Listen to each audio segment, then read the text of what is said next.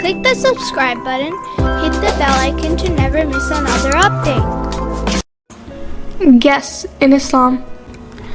Guests and invitations. One day, a man invited the Prophet and some of his friends for lunch. He felt very honored when the Prophet happily accepted the invitation.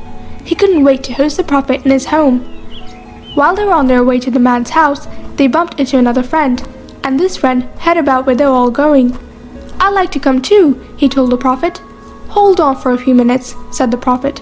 "Let me ask if it's okay for you to also join us."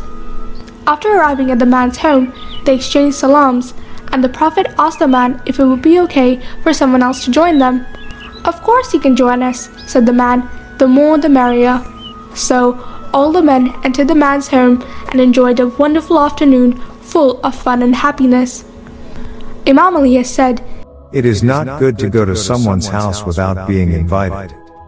إذا دعيتم فادخلوا فإذا طعمتم فانتشروا ولا مستأنسين لحديث.